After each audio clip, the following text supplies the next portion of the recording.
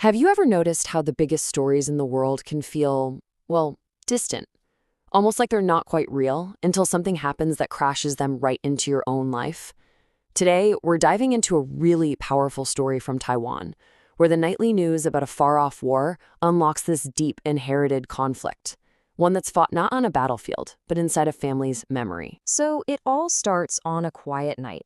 Picture this, a calm, almost timeless scene in a home in Taiwan.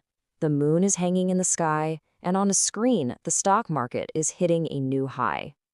You know, it's one of those quick, peaceful moments of modern life. But that quiet is about to be completely shattered. And just like that, boom, the outside world rushes in. A flood of news headlines just completely takes over, pulling our narrator from his quiet room straight into global chaos. That personal calm is just gone, replaced by the noise of instability, all piped directly through the screen. Okay, so the first thing he sees is a headline about a potential ceasefire in Ukraine. It's this little flicker of hope, maybe, but it's really just the first piece of a much larger, much more chaotic puzzle that's starting to take shape. Then another alert pops up. A different fire, this time in the Caucasus. An old conflict between Azerbaijan and Armenia is flaring up again. The story describes them as old powder kegs ready to explode at any moment.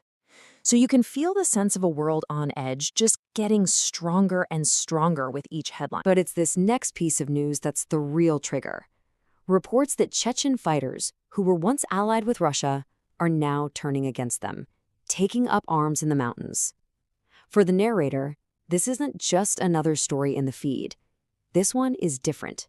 This one, it's home. Because that news about Chechnya, it strikes a very familiar chord. It's an echo of stories the narrator has heard his whole life from his grandfather. An echo of old wars. And the parallel is just uncanny. On one side, you have today's news, 60,000 Russian troops completely bogged down, fighting a determined people in the mountains. And on the other side, his grandfather's memory. Stories of Chechen warriors with old, broken-down weapons holding off an entire empire for almost a decade. It's like history isn't just repeating itself, it's rhyming. The newsfeed then brings up another name from the war in Ukraine, Red Army Village. And look, this isn't a story about some quick, decisive battle. No, this place has become a symbol of a brutal, grinding meat grinder of a war that's dragged on for over a year, just consuming a staggering number of soldiers. I mean, just look at the scale of this one fight. It's mind-boggling. You've got 110,000 Russian troops being thrown against just 20,000 Ukrainian defenders, all for a single village. And despite that overwhelming force, the battle just keeps raging. And yet you still have commentators on the sidelines saying, "Oh, Ukraine is finished." A story that seems totally disconnected from the reality of the resistance on the ground. And this huge gap, this disconnect between the headlines and what's really happening, it forces the narrator to turn inward. The conflict isn't just on the TV anymore. It's now a conflict inside his own head. And it's rooted in his family's history and the very core of his identity. Now, to really get this, you have to know where he comes from. He grew up in what's called a military dependence village in Taiwan. These were communities for the families of KMT soldiers who fled the mainland after the communist victory. His entire upbringing, his whole identity, was built around one single idea: anti-communist, resist Russia. Why? Because the Soviet Union had backed their enemies. This wasn't just some political slogan for him. He says it was carved into my bones like a spell, a memory passed down through blood. And that brings us to this absolutely jarring question. He looks around and he sees people from his exact same background, people whose families fled the mainland because of communists, who were backed by Russia. And they're now cheering for Russia? It's this deep, confusing contradiction. How can the victims of an ideology suddenly start rooting for its modern-day champion?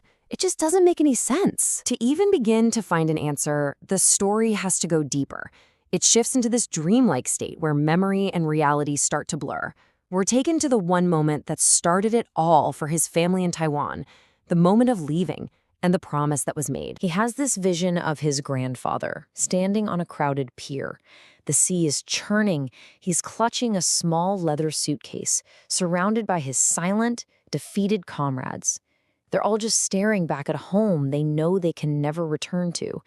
It's this incredibly powerful, silent scene of loss and exile. And in that quiet moment, carried on the sea breeze, he hears his grandfather's voice. It's low, it's hoarse, but it's crystal clear. And this is the message that was passed down through the generations, the very core of that memory in his blood. Remember, don't forget why we came here. A solemn vow, a reason to exist. And as he snaps back to the present, all the pieces, the headlines, the memories, the contradictions, they all click into place. They're all part of the same ongoing battle, the war within. And this is the final gut punch realization. The war isn't just something happening on a distant screen. For families like his, the conflict never really ended. It just moved. It became a war that's fought in memory, a war passed down through bloodlines, an internal struggle over who you are, where you came from, and what you stand for. So this whole story really leaves you with a question to chew on. Is a war ever truly over when the shooting stops? Or does it just change battlefields, moving from the soil of a country to the landscape of our own memories? Thanks for joining us.